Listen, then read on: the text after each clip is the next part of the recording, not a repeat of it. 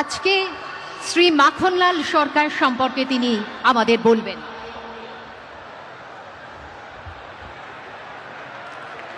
শিলিগুড়ি নিবাসী শ্রী মাখনলাল সরকার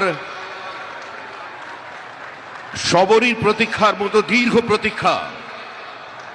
ভারত কেশরী ডক্টর শ্যামাপ্রসাদ মুখার্জি, যিনি ভারতের সংবিধান এবং ভারতবর্ষের অখণ্ডতার জন্য এই বাংলায় জন্মগ্রহণ করে নিজের প্রাণ দিয়েছিলেন, যাকে কাশ্মীরের জেলে রহস্যজনকভাবে কার্যত খুন করা হয়েছিল, এবং তার সেই যাত্রার যিনি সহযোগী ছিলেন, সেই মাখনলাল সরকার ৯৭ বছর বয়স হয়েছে তার, তিনিও আজকের দিনে আমাদের এখানে এসে আমি শুভেন্দু অধিকারী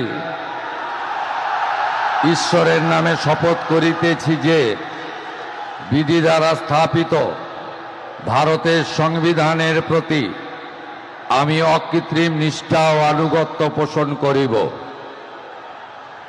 আমি ভারতের সার্বভৌমত্ব ও অখণ্ডতা রক্ষা করিব। পশ্চিমবঙ্গ রাজ্যের মুখ্যমন্ত্রী রূপে আমার কর্তব্যসমূহ নিষ্ঠাপূর্বক এবং বিবেকসম্মতভাবে নির্বাহ করিব এবং ভয় বা পক্ষপাত, প্রীতি বা বিদ্বেষ রহিত হইয়া সকল শ্রেণীর জনগণের প্রতি সংবিধান ও বিধি অনুসারে ন্যায় আচরণ করিব।